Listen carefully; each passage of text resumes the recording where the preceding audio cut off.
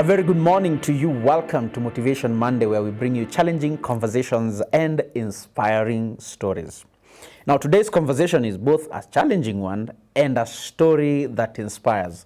Today, we are talking about dreams that fly. Really, the aim is to encourage you to pursue your dreams, to not let any obstacles or hindrances cause you to imagine that you can't attain those dreams.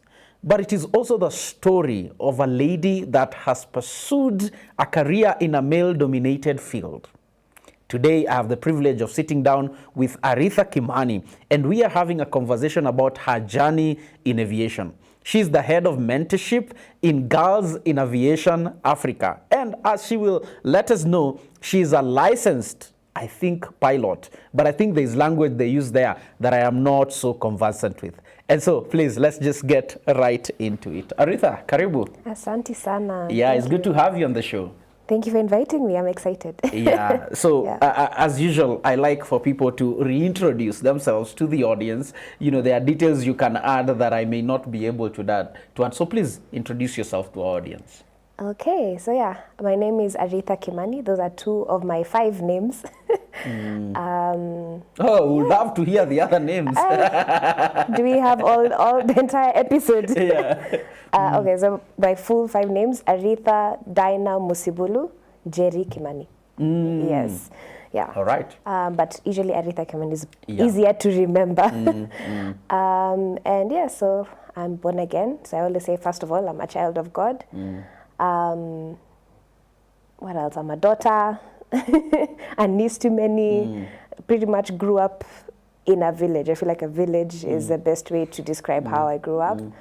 And yes, and my qualifications are that I am a commercial pilot. Yes, I have a commercial pilot's license. I am also a flight instructor. I trained in South Africa, so I have a South African license and a Kenyan license. So I'm a flight instructor in South Africa. I'm working on getting the Kenyan version, Wow. Yeah. You know, you are actually literally living the dream of many. I think it's almost every child's dream, as much as I can remember, to be a pilot. I mean, I had that dream at some point. My son, had that dream, still has that dream, although he's pursued a different path career-wise. How does it feel to live the dream of many people? It's honestly surreal. Obviously, when I enter the aircraft and I'm like, hiya, this is me. Little Artha knows how to actually fly. And it actually just started with the curiosity of it. I'm like, this thing is heavy. It doesn't flap its wings like a bird. So how is it flying? And I felt a Google answer was not enough for me. So I said, I want to, if I'm going to learn how this thing flies, I want to learn to fly it myself. And I think that's just where it started. I didn't know it was a dream for many. It was just a dream for me based off of curiosity. And it's been a privilege, because there are many people who tell me, like, you're the first pilot I know. And I'm like, oh, okay. Pilot, you don't relate with pilots. I think, actually, you're the first pilot on this show, on Motivation Monday. Really? Yeah. So, a lot of firsts of those. Thank you. So it's always like, I'm not sure how to react sometimes, because I'm like, it's a privilege, it's an honor. But at the same time, I'm just a girl, trying to do the thing that I think the Lord has called me to. Great. Let's talk a bit on the world of aviation, and then we will come and talk about this organization that you're a part of, Girls in Aviation Africa. What, in your considered opinion, as you just think through your journey into aviation, that sort of sets it unique? And I don't mean, that it's every other field is unique. So I mean, in that sense. But for aviation, what are some of those things? How you got in, what you have to learn, that kind of a thing. For somebody who's thinking, I want to be a pilot, so that they may get an appreciation of really what it entails. Of what it entails, okay. So I don't know if I should start from basic, like, qualifications, like what you need to enter. Yes. Really, you just need your high school diploma certificate and to have done math, English, physics. They say a science, it can be any science, but preferably physics, because it's all physics. You don't need geography? And geography, I was going to mention that. Oh, Yes, okay. yeah, you do need geography. Although I only did it, I did the other systems. I did IGs and then A levels. So for A levels, I only did math and physics and psychology. But in IGCSE, I did all 3 sciences and math and English. Yeah. So, and the minimum grade is a C. Oh, Yeah. okay. So it's not too hard. But obviously, if you aim higher, then I feel you have a better understanding, because it really is. I remember when I started my training, and I'm like, oh, I actually know this. I know the physics behind it. I know it's the math, a bunch of things that we have to calculate, and it didn't feel like I was starting from complete zero. At least having that background from high school really helped. Yeah, just that now everything pulled in together towards flight. Yeah, made sense. It made sense. Yeah. So I think in terms of qualification, that's basically you just need your high school diploma to start, and the minimum grade is C. I decided to go to South Africa to do my training because when I asked around, given that I really, really wanted to work for Kenya Airways, and that's still the dream. I asked, okay, where do they take their pilots? Where do they go for training? And my late aunt, at the time, she was working for Kenya Airways, but on the corporate side. So I asked her, so where do these people go for training? And she told me a school in South Africa called 43 Air School. So that's where I trained. So I maybe I should also give a bit of a background about how I even convinced my parents to let me go.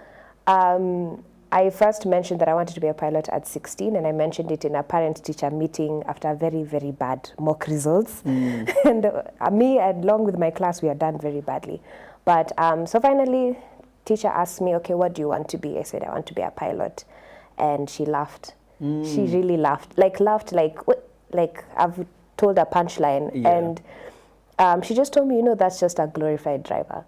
And I'm like, yeah, that's just a glorified driver. You need to pick something more serious. First, throwing shade on drivers. And it's also a noble profession. It's a very noble profession, And then having gone through the training, I'm like, I will be a glorified driver, because it took a lot to get here to understand all of that.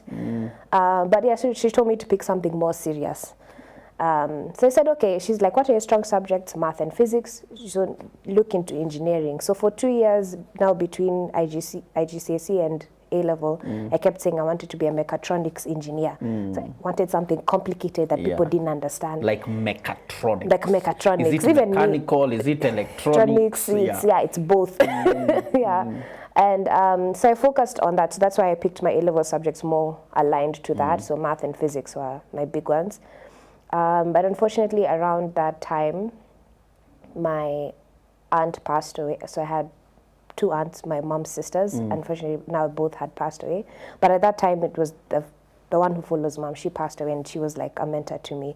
And so dealing with that grief at that time, during my exams, I did not do my best, if that makes sense. So I got a good grade in math, but not a good grade in physics. And the way the system works is that you're supposed to apply to your universities with your mock grades, and then the university give you an offer letter saying that you'll be accepted if you achieve these grades in your final. I didn't achieve the physics grade, so went back to the drawing board and sat. I'm like, wait, so I can't go to the universities I had wanted to go to. I feel like I have to completely restructure what I wanted to do. And then at that point, I'm praying to God. I'm like, okay, you tell me what I should do, because I don't know. And piloting came back very loud in my mind. I was like, oh yeah, I actually still really like this whole idea of flying. So this time I went strategically to my dad, and we can't just say I want to be a pilot like that. So I did research on the school, on what I wanted to do. I got people from that school to talk to my dad. I think he just said, hey, this child of mine, she won't stop. She's determined. She's determined to go and do this thing. And my mom reminded me of a conversation I had with my dad randomly around the time. We've heard of Captain Koki. She's the first female captain for the Dreamliner in Africa. And at the time, she was doing the inaugural flight to JFK, to the US. And it was on news. It was such a big thing. So I asked my dad, is that a glorified driver. I think he looked at me like, okay, okay. So I think that's when he really now listened, and yeah, he gave me the go-ahead, and I started now at 43 Air School in South Africa. And it was tough because that school, they have what they call integrated courses. So so it's called integrated, then the license that's next to it. So there's ATPL, CPL. So I did the ATPL, that's Airline Transport Pilot License. So that's pretty much the most difficult course. So instead of doing a modular course, which you'll get one license at a time, in an integrated course, you start with your student pilot license, do the whole course, and then you come out with your CPL and all the other, we call them ratings, like mini licenses under it. So that's the course I decided to do, and it was tough because immediately you get into the school, they're telling you, you must get this percentage or you'll be terminated. You must go solo or you'll be terminated. So every time, every progress that I took or made, it was always being threatened with, you'll be terminated. And I'm just like, I can't go home when people have prayed, people have raised money, people. Yeah, I'm one of those, like, I don't like not finishing what I started. So the fact that, you know, my mom has sent me to go and finish, and then they're telling me that I will not finish, I was not allowing that. So that's basically how that journey began. And my mom, my dad, my grandparents have been such big supporters. So I would always tell them when I'm really struggling, or finally when I've accomplished this test. There are many tests that are involved. So that was that's basically how it started. I want us to revisit something you mentioned, and maybe to encourage someone. Yes. So you're having this conversation with the teacher. She asks you, what do you want to do? And you say, I want to be a pilot. And she said, In fact, you say she laughed. It seems such a ridiculous idea, you know. And then she tells you that's just a glorified driver. Maybe speak to someone who perhaps has a dream that conventionally is not accepted. Now, in some circles, if you had said, I want to be a pilot, people were like, but in some circle, I guess it's not. And so somebody may be in a context where what they desire, you know, is not as readily acceptable in the environment. What would you advise that person? I think for one, definitely take it to God first. For me, I think I took it the opposite way. I presented my desire, God laughed at, and then now I went back to God to seek that affirmation. But I think that if it's something that you genuinely desire to do, and you feel like you can be really good at it, I think definitely go for it and don't give up. Because yes, at that point, I was very deflated after that. I was like, okay, maybe this thing is not for me.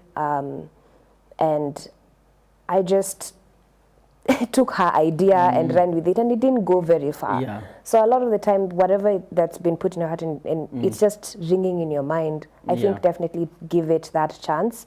But chances that because it's something that's weighing heavy in your heart, it will be a more difficult journey. But that doesn't mean to give up now. Just keep pushing, keep finding avenues. Like for me, I was like, okay, this presentation, and so definitely find different avenues that you can pursue that dream. But first of all, I think I'd want to validate it, that whatever is in your heart, it's probably a really good dream with a really good purpose. I started off wanting to be a pilot because traveling, money, and I'm like, yes, those are my reasons. But then God now gave me purpose about it, and I've been able to like mentor and inspire young girls through it. So yeah, just I think definitely go for it. Go for that dream, pursue it, pray on it, let the Lord guide you on how to pursue that journey. All right, okay, thank you. So now you are in the system, the door has been opened for you, and you're saying school is not as easy. Maybe because sometimes, again, I think you've heard that phrase. In fact, I saw a meme recently at motivational speakers who tell people, you know, find what you love, you know, do what you love, and you'll never have to work a day of your life. And somebody slapped that motivational speaker very hard. It is not always that when we are sort of living our dream, that it means it's not less hectic by way of work. Was that your experience now, you know, through your study journey, and then what does that look like after? It was not easy. And I felt like I always joke around and be like, nobody told me that I have to continue doing exams. Yeah. Because the whole point of leaving high school is to get a job and only do 1-2 exams in uni, and then, yeah, you're done, no more exams. But this is a one career where we are constantly examined, tested. We have to do revalidations, and our competence is always checked because obviously handling lives and very large machinery. But yeah, it was not easy. Like I said already, when I got in, I was told that we had to do a month of, we call it ground school, and the pass mark is 75% in South Africa. So for me to move on to the next stage, which is to enter the flight line, I have to get 75% on this exam, which is everything I'd learned in that 1 month. I got 74.8. What? It was a point something, and I remember the head of the ground school, the head instructor in the ground school came and told me, he's like, okay, I'll let you go, but all eyes are on you because of this grade. I'm like, okay. We go to the flight line. We start flying. We're excited. Then I get the challenge of landing. I've struggled to learn how to land. Yeah. I could take off. I could do the whole, we call them circuits. I could do the whole flying. I could do the procedures. I could talk on radio. Took me a while, but I could do all of that. But landing, there's this phrase called ballooning, where you come and then you just sort of float, you just up and down. You don't get to the runway. So I would balloon, then my instructor says, okay, I have control. He takes off, we do it again, I balloon. Until one day I got this really old instructor. His name is Uncle Ted. I wonder if he's still there, I should check. But Uncle Ted sat in the aircraft and he put his seat back. And I wondered, hey, he's not going to. Yeah, so I said, okay, fine. So he says, no, I just want to do one circuit with you. Let's see where the problem is.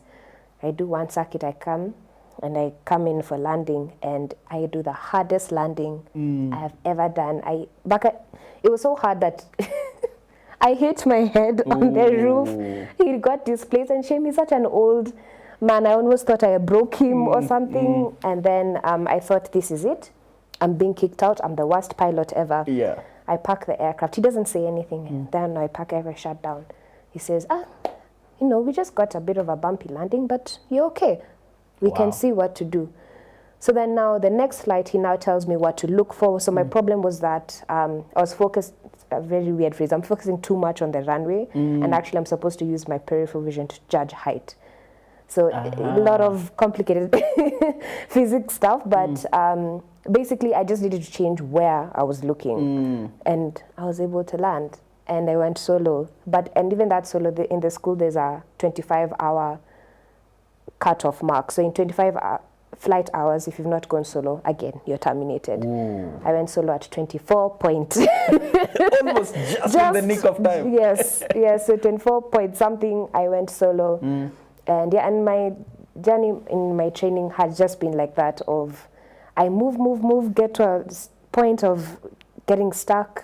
These exams I did over and over again. There's a particular exam called flight planning, which I did 6 times. Wow. I wrote 6 times, failed. The 6th time is when I finally passed. Wow. And yeah, just basically say that journey has not been easy. I now went into bigger aircraft where I'm flying 2 engines, and also doing what we call instrument flying, which is flying based off of the reference on instruments only. And it's complicated. So that, and then a bigger plane, 2 engines, there's a lot of information overload and a lot of things that I have to do.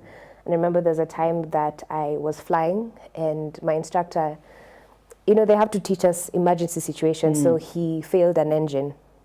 So it means he cut off power from one engine, and I have to now learn how to fly in that situation. I got so overwhelmed. I just saw wing here, and I said, I'm done. I let go of everything. I said, you have control. He took control, whatnot. We landed. I cried. The instructor was so worried. He's like, did I do anything wrong? I'm like, no.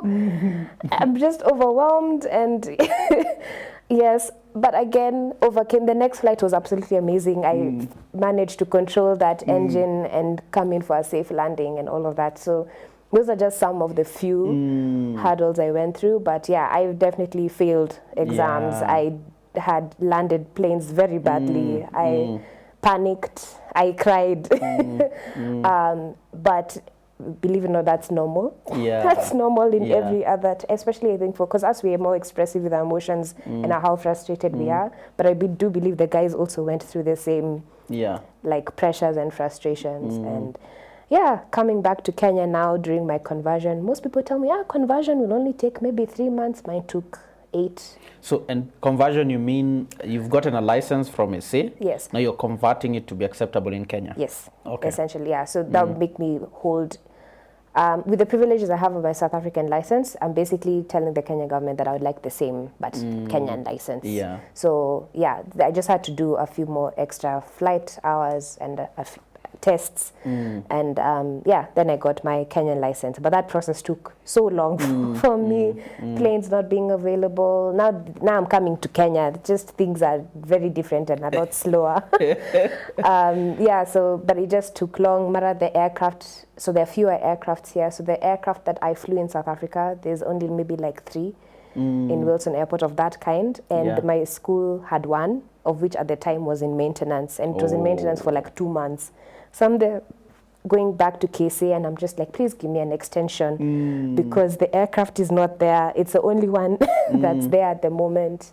Yeah, so there's been hurdles in terms of that, and so it's not been easy, but I think obviously with the support of my family and from God, just keep pushing, and that's what I like that bit about, and we rarely hear this other side. I think usually when we see, for lack of a better word, a finished product, somebody who seems to have made it to be where we desire to be, we never appreciate the process, that gets them there. It's tears. it's tears, failure after failure after failure. And I think that speaks into just determination and dedication. But there's something I want you to touch on that I think is crucial. This old instructor of yours, you said Uncle Ted, was that his name? Yeah. Just the value of, because I feel that maybe that was the game changer for you when it comes to landing. Could it be that sometimes all we need is somebody that is a little bit patient with us, that is able to guide us just slightly, and would be able to make the next step? Yeah. Yeah, so now with that specific with Uncle Ted, my problem was that I didn't trust myself. I had the training, I had the theory, I had everything behind it, but then I needed that one person to show me that I should and can trust myself. Based off of the training that I had received, at least at that point. Because like I said, Uncle Ted did not touch those controls. Yeah. But my previous instructor, who was a lot younger, would panic. He's like, this is going to be a bad landing. He says, I have control. And he takes off and whatnot. But this guy just sat like this, put his knee. There's a way when we sit in the plane, our feet have to be on the pedals, our hands on the control or something. We have to be in contact with the aircraft. He was a passenger. But that was a game changer. I just realized, like, wait, if I don't take control of this aircraft, I will die. And for sure, because now my next flight is a solo. I'm on my own. I have no instructor with me.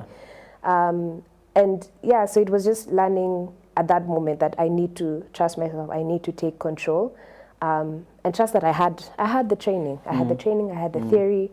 And sometimes that's what you probably need, just someone to encourage you and let you know that you have that capability. But I feel like mine was more baptism by fire kind of thing. But just when you realize that you're actually capable, you're actually qualified, or you know enough to do what it is that you've set to do, then it's possible. You maybe just need that person to tell you, baby, it's okay. It's a bit rough, but you can do it. All right. Now, when I think about, pilots and basically the whole aviation world, I imagine traveling the world, 5-star hotels, big money, briefcases. When I see them with those briefcases in my head, there's a lot of money packed there. So have you enjoyed the money, the travels? Have you spent time in 5-star hotels, Not yet. Eventually, I hope I will get to enjoy some of those privileges, but not yet.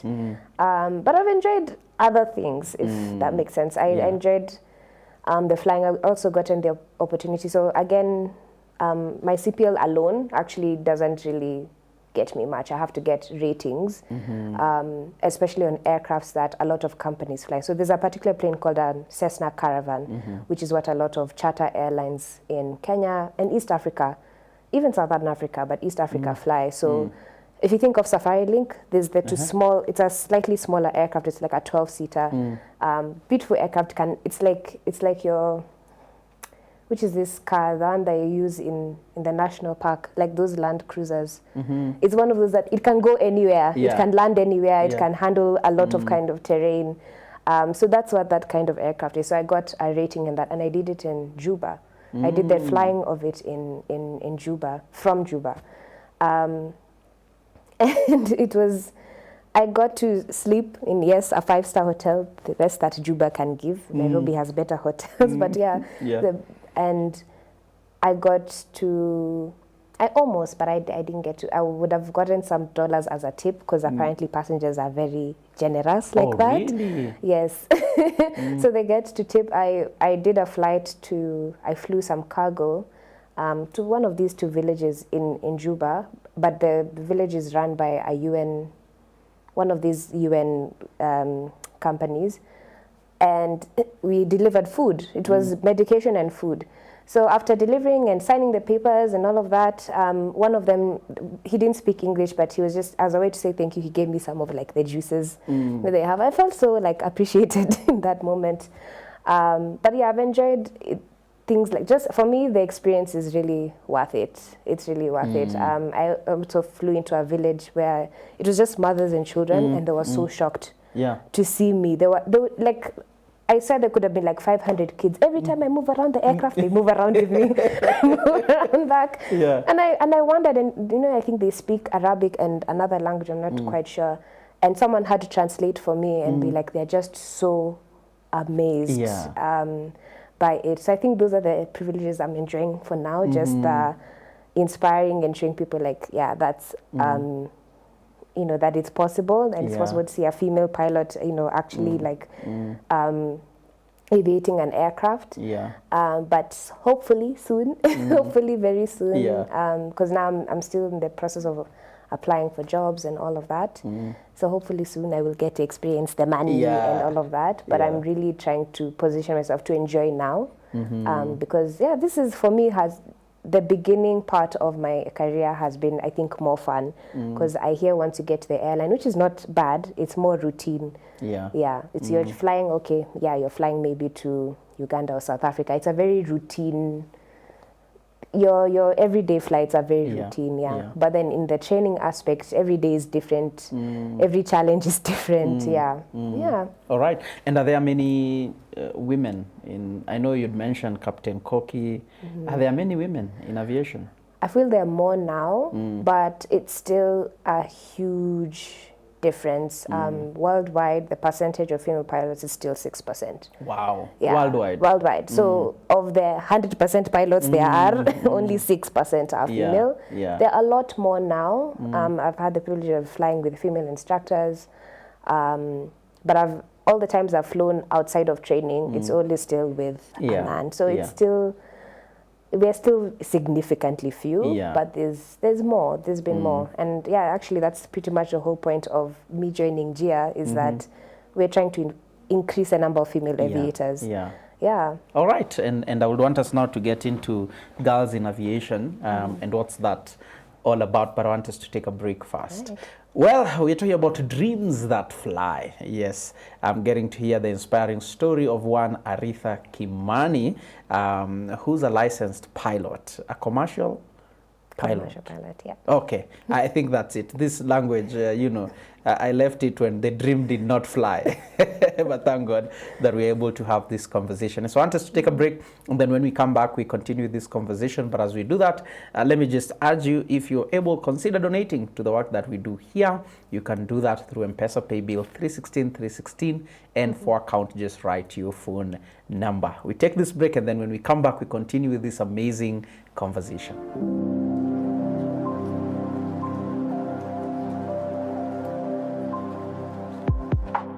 Shalom, how you doing everybody? My name is Pastor Robert Broale. Have you ever been in a room, or you're driving, or you're just somewhere sitting and you say, Lord, make me a blessing to many people?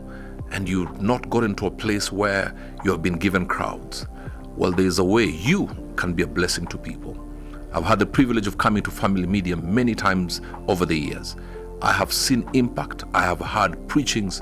I've had prayer. And listen to me, this work here is massive. How can I be a blessing, I hear you ask? I call on to you, my brother, my sister. Please partner with this great institution. And the way you partner is by helping them continue this great work. And I know somebody is saying, but I don't have much. Guess what? Somebody else is saying the same. If 1 million people say they don't have much, and you put it together, it becomes much.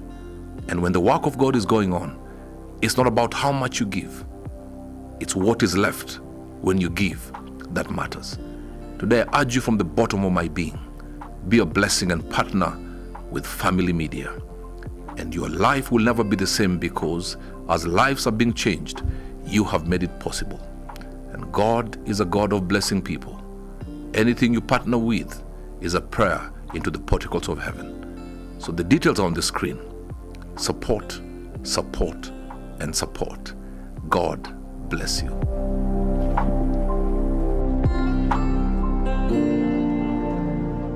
Welcome back. This is Motivation Monday, where we bring you challenging conversations and inspiring stories. And our conversation for today is dreams that fly. Literally, somebody who has a dream and her dream was flying and it eventually flew. That is what we're talking about today. And an encouragement to you, whatever dream that you have. It may seem ridiculous to some, but there's a way in which, if you trust in the Lord and put in the mechanisms in place, it is possible for you to realize those particular dreams. And so I hope this conversation is encouraging you. We are joined with Artha Kimani, who's a licensed commercial pilot, and my name is Elijah Mokaya, your host. And so let's get right into it. Welcome back. Asante. Yeah. Now, when we went for that break, we just mentioned that there are very few women in aviation, and you said specifically 6% across the globe. It definitely, I think, is lower in a place like Kenya. I don't know. And so then enters GIA, Girls in Aviation Africa. So how do you learn about it, and what is it about, and what are some of the things that you guys do? Okay, so I joined GIA in 2022. I think it was 2022, around October, November there. And I had met the founder. Her name is Maseka Ketinji. Also just a girl in aviation, really just trying to make it, trying to get through her training. And actually how we met was through a mentorship thing. One of my, I'll call her an instructor from South Africa, said she was coming to Kenya. She's doing this aviation STEM camp, and she wanted me to come in as a facilitator. So I was put into a room with all these young pilots, and she was one of them. And then she told me about GIA. So there are two organizations I learned about GIA, and also about, there's one called Women in Aviation International. Same concept, just women have come together to walk this journey, but Women in Aviation is an international organization based in the US, but they have got, they call them chapters, but branches in each country, and they offer scholarships and whatnot, of which I've benefited from. So I joined both pretty much that day. But why I was interested in GIA was because it was the simple fact that we are really few, and then we are girls just trying to get through this aviation journey, but it can be really lonely, really difficult. Sometimes you don't know if the journey is just, if the difficulty or the challenges in this journey is just unique to me. Because if you try, again, if you try and explain to a guy there, like, what are you talking about? Just, Kazana, just go. And I'm like, this is a lot more tough, because I think some of the challenges we've experienced are just different. Men will not understand. And yeah, that was the point. I was just like, oh yeah, this is a space where we're just starting off in our career. Because Women in Aviation International, like I said, I joined the Kenyan version. These are women who've been in their career for a minute. You know, they've been there 15, 20, 30 years.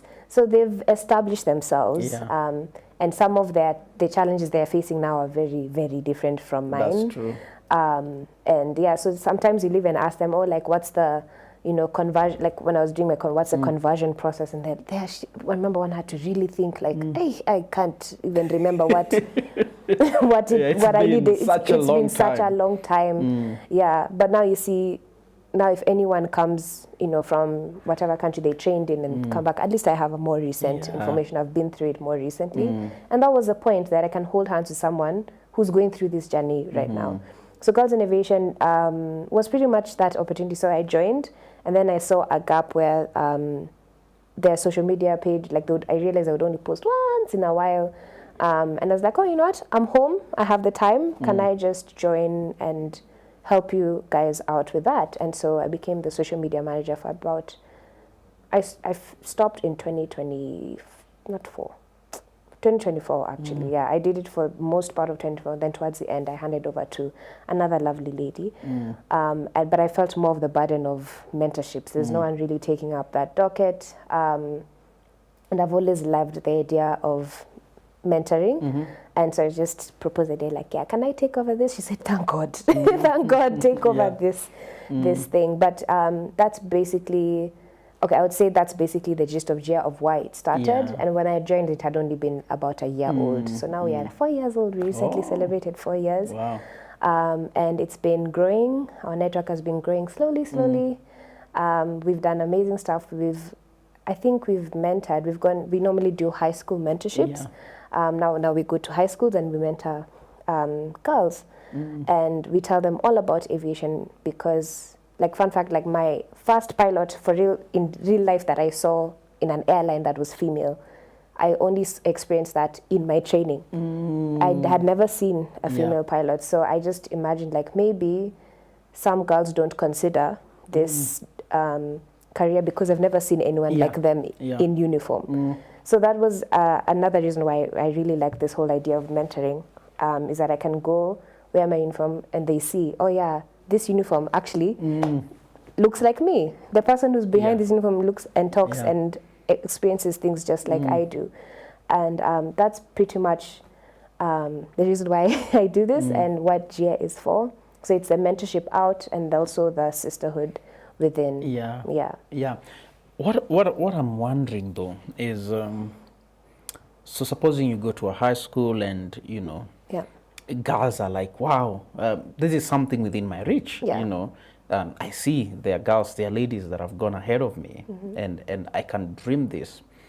But one reality, especially when it comes to like the field of aviation, is it's a costly affair. It is, So not everyone, for example, may have the privilege of, you know, going to South Africa. So then what happens if all I have is a dream?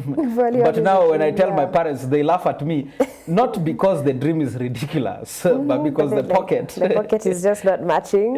Oh, for sure, that was something I wish I probably did more research on. The research I did was which was the best school. I did not research the amount that was needed. So my parents really did sacrifice a lot for me to go through my training, but then I wish somebody at the time could have told me to explore scholarship options. They are available, especially like through international organizations. For example, this Women in Aviation, like I said, I benefited off of that in 2023.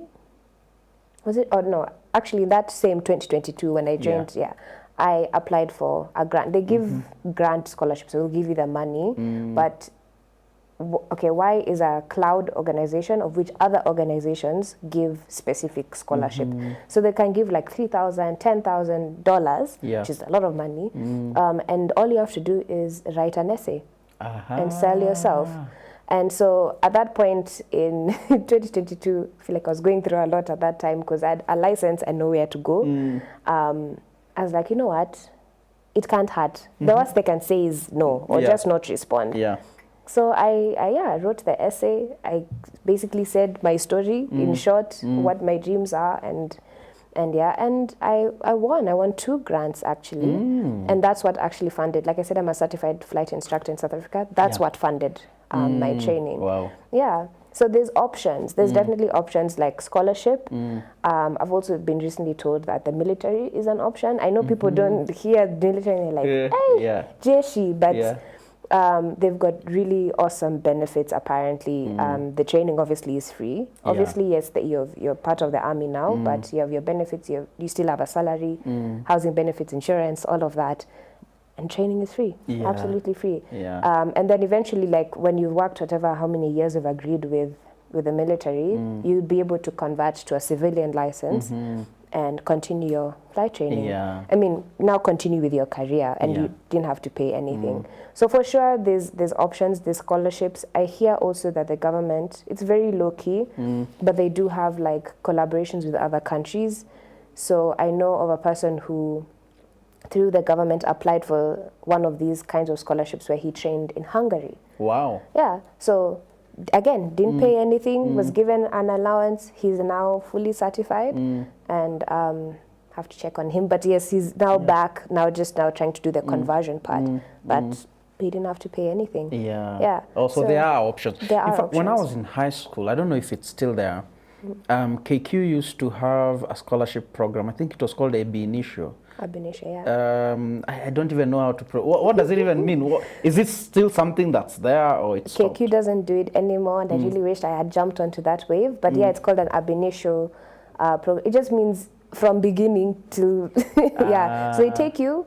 KQ's requirements at the time was that you needed to have a degree, you needed to be a certain age, and yeah, once you apply and you get into the program, then they're the ones who cover your entire training. So it's called a cadet program, really, and many airlines actually offer it. I think Emirates offer it. Lufthansa, I saw recently, are also offering it. But yeah, it's simple. You apply, you get in, you start your training with them from the smallest aircraft to the biggest fleet that they have, and you sign a contract with them. So it's like you pay back with the amount of years you work for them, but it's still a good salary. You still get your housing allowance, you still get your benefits. And yeah, that's also another way, like you don't necessarily feel the pinch of some many dollars leaving your account. So KQ doesn't offer it anymore, unfortunately. They were trying to bring it back, but I'm not too sure what happened with that story. I saw they tried to bring it at some point in 2020, but then COVID happened. And they were actually taking students to the school you were in. I think they were taking students to South Africa. So to South Africa, Amsterdam, a couple of countries. There's a couple of countries they can take you to. But yeah, definitely South Africa is a good place to train if you have that opportunity. But Kenya has, let me not completely erase our own country. Kenya does have very good flight schools, very good training. So during my conversion is now when I got to interact with flight schools. And yeah, their training is actually up to standard. It's up to standard. For me, it's just that they have fewer aircraft, but the instructors will take time with you. The flying is good. I mean, at least here you can always fly to one corner of Kenya and come back the same day. South Africa is big, so I'd always have to try and fly around my school. But if I try to go, like Cape Town in my small plane took 6 hours. What? Yes. Really? Yeah. Is that huge? I mean, South Africa is a very big country, but it's a very small aircraft. I would say compared to just like your big Range Rover engine, but now put it in an aircraft. That's the same horsepower. Yeah. But it took me long, so I had to do a stop in another town, fuel, continue to Cape Town. And even where I'm taking off from, I'm not taking off from Joburg, I'm taking off from a small town called Port Alfred. Let me just say, Iko Katikati. It's actually pretty close to Cape Town. It's still in the same coastal area. Yeah. So in my but in Kenya is smaller, so I can go to Mombasa, same small aircraft, but it's 3 hours away. I can go and come back in one day. So yeah. All right. Let me get into controversies a bit. So recently I saw something, I can't even remember where I saw, whether it was written or it was a news item. Something to do with our building codes. We are having infrastructure coming up that are on flight paths, especially I think around Wilson. I think that is what it had to do. You know, as a pilot, you know, when I read news like that, I may not understand the technical jargon, but as a pilot, when you hear of things like those, you know, what goes through your mind? Well, specific like to that Wilson situation, I remember the first time I took off, now during my conversion, I took off. I'm like, what is this building doing here? It's right in my approach or like my takeoff path. So now what I've noticed that aviation companies have to do is readjust the path so that you're avoiding those buildings and whatnot. And I think what goes through my mind is like, do people not understand safety? And there's a reason why these restrictions are here, like why your building should not go past a certain height. Like, I think people don't understand the safety culture that goes on in aviation and how much we really, really do try to make everything as safe as possible. But then you want to put your 68-story building, and because you want this building to be here, and now I'm having to readjust and recalibrate my entire form of flying and procedures so that I'm not hitting your building. I'm keeping my passengers and myself safe. And yeah, just trying to balance all of that. So I think for me, my question is that people don't take safety seriously, or they don't appreciate the amount of safety that goes on into aviation. And so them insisting on whatever agendas they have because it only fulfills their desires, really, I think it's just going against everything we are about. So yeah, in the fact that situation, I really hope we find a way to resolve it, because it is a proper safety issue. I'm sure with that article, my dad actually sent me that article and then a video of someone who had taken, a pilot who had taken a recording of his approach path into Wilson, and you just see buildings, and then the runway. And he asked me, is this normal? Like, is this what you see? I'm like, yeah, it is what I see. But now I have to just like fly slightly higher and make my descent in a different way as compared to, because my so training, that compromises your landing and, in a sense, the safety of both yourself and the passengers. Oh, for sure, yeah. It does compromise. It does compromise safety in general, especially for us pilots, because then we have to like premeditate what's going on. Good things that I think JK have much stronger restrictions. There aren't any tall buildings around, because now my small aircraft may not cause as much, it will cause damage, but not as much damage. But now imagine a whole Dreamliner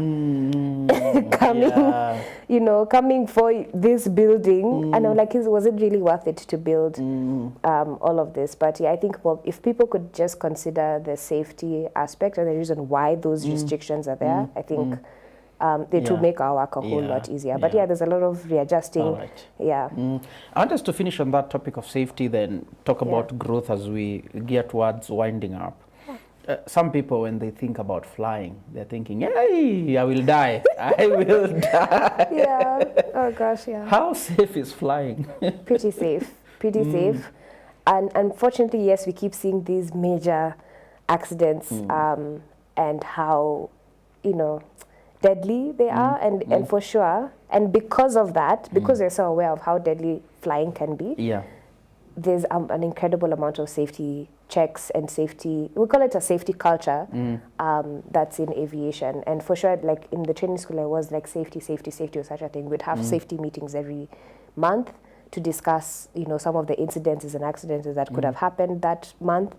And but safety is a pretty big thing. So just to put into perspective,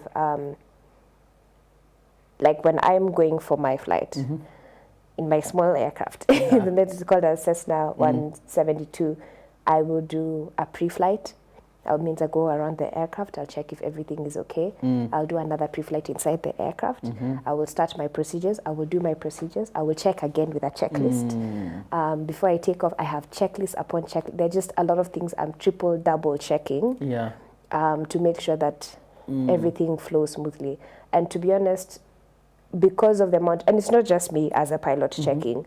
Now in the airline, you've got people whose jobs is just dedicated to aircraft safety or aviation safety, and they're the ones who are like with us in our ears. Did you check this? Did you check this? Was the fuel enough? Whatnot?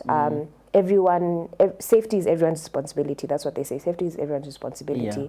So flying is pretty safe. I can assure you, by the time you're entering that aircraft, there's been a million people saying, this is fit to fly, this person is fit to fly. Even me, they have to check that I'm fit to fly. There's certain like restrictions, like, okay, I don't normally drink, but then there's, they tell you that you cannot fly or operate an aircraft if you've drunk within the last 8 hours, for example.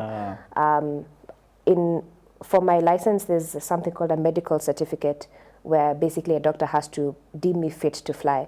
So I'm already checked me physically, like is this person physically fit to fly? Yeah, so there's a lot of safety and checkings and double checkings from the engineers to the ground crew to the pilots to the cabin crew. Yes, it's safe. It's safe, I assure you. Normally, a lot of people have done a lot of work to make sure that aircraft will reach its destination safely. All right. And now as we get up towards the close, you keep referring, flying my small aircraft, flying my small aircraft. Yeah. So the biggest will be what? A Dreamliner? What? Dreamliner. Well, if I was to refer just to Kenya, yes, their biggest plane is the Boeing 787 Dreamliner. Yeah. World, the biggest. The biggest aircraft I know is the Airbus A380. I think that is currently the biggest. Yeah. So how do you get there? And I'm really looking at what does that growth journey look for you? So you finished with school, sort of. Yeah. You've gotten your commercial pilot license. Now you're driving a Cessna something. Yes. So how then do you get, to flying that Airbus something? Okay, so really depends on the company or the airline you join. So there's a lot of training you have to do personally. So I've already done, like you said, I have my commercial pilot's license. I'm also a flight instructor. And the biggest plane I've flown is called that Cessna Caravan, which is like a 13-seater. So that's the most I can do financially. Honestly, I have finished the bank in terms of that. But once you join the airline, they are the ones who now train you on their fleet. So they'll start you off on their smallest aircraft. And then from what I heard, the system is you'll start off as a first officer on their smallest aircraft. Then you move on to the next aircraft as first officer until the biggest aircraft. Then you come back now so when you reach first officer of the biggest aircraft, you're now a captain on the smaller fleet. So then you start again, captain on the smaller fleet, then you progress. That's pretty much how the journey goes in the airline industry. But now I'm not too sure about charter and humanitarian flying. So I think for us, our experience is determined on the number of flight hours we have. So getting to captain it's a big deal. You have to have at least 2,000 hours. 2,000 flying hours. Flying hours, Not that I slept. It's 24. No. 2,000 flying hours. We log in every single hour we fly. But so that's pretty much the progress. It's more or less the same. I'm assuming even in the charter. Just you start on the smaller fleet, progress. Reach first officer in the biggest fleet, come back and start captaincy on the smaller fleet. So that's pretty much how the progress is. But people take the journey differently. Some prefer just to stay. We call it general aviation. So more like the charter, the flight schools. Charter meaning like you're doing more like regional flights for specific reasons. So like the UN flights. Flying cargo and stuff like that. So there's different types of flying is pretty broad actually. But that's pretty much the progress that I'm aware of. And the reason why I asked that question is because again, even with these whole questions of dreams, and somebody else could be having a different dream, may not necessarily be a dream in aviation, that growth also is a process. It is a process and takes time, because if you're talking about 2,000 flying hours. Kidogo bado, because there are captains who have like 30,000, 40,000 hours. I can imagine how many years those are. That's a lot of years of flying, And so maybe then as a parting shot, I don't know what you would, advise. Maybe somebody interested in aviation or somebody that just has a dream and, perhaps they had put it on the back burner. But now maybe the dream can grow wings and begin to fly. Maybe as your parting shot, what would be your word to your audience? I think definitely reconsider that dream. I think I'm a firm believer that God had plans for us long ago. And that definitely if you're in Him, then He wants you to achieve something that is for your good and for His glory. So I definitely think my pilot and aviation journey has been for my good and for His glory. And that dream didn't just come if you're two. It's definitely something He's placed in your heart. And now I would encourage you to take that leap of faith in God and see where He'll take you with it. Again, my journey has not been anything about what I've been able to do. I must acknowledge that every step God has taken that step with me. He's like, okay, now you can move to this side. Now you can move. My journey has been windy and longer than most, believe it or not, but it's been with God. So that dream that you have in your heart, definitely go for it. Go for it prayerfully. Go for it with the Lord. If He's placed it in your heart, He will see it to completion. And I think that would be my parting shot. That the Lord will see it to completion. Yeah.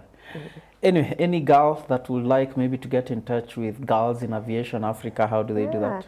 Yeah, so we are on social media. So we're on Instagram, we're on Facebook. We're not yet on TikTok, hopefully soon. LinkedIn and Twitter. Those are definitely the places where you can find Girls in Aviation Africa. If you'd like to join and become a member, you have to be at least 18. But there's no restriction. If you're an enthusiast, if you've just started off, if you're in your training, definitely go ahead and you can DM us. But if you want to become a member, definitely email us, which is girlsinaviationafrica@gmail.com. And yeah, one of our wonderful representatives will reach out to you and you can be inducted right in. Yeah. All right. Thank you so much. Artha, this has been a joy. And may your dreams continue to fly. Thank you very much. Yeah. Asante. Asante sana. Asante. Well, we have come to the end of our conversation for today, Dreams That Fly. Really, it is my hope that you have been inspired, even if yours is not an aviation dream, but whatever your dream is, that it can actually fly. And so I hope you're inspired and motivated to reconsider based on this journey that Artha has taken us through, sharing her own experience and how far she has come. This is it for us from today. Join us again next Monday as we have another challenging conversation, another inspiring story here at Motivation Monday. But before I go, again, just a reminder that if the Lord has given you ability, that you consider joining us in partnership, because we are only able to continue bringing you programs like this because of partnership with men and women like yourself. Now, perhaps, earlier on as I shared the M-Pesa payable number for you, you wondered, is there an account number? Yes, you can actually, just donate whatever it is that you have through our cooperative bank account, whose number is 001136000799100. And for account name is TBN Family Media. May the Lord bless you as you continue dreaming on, and we'll see you next Monday.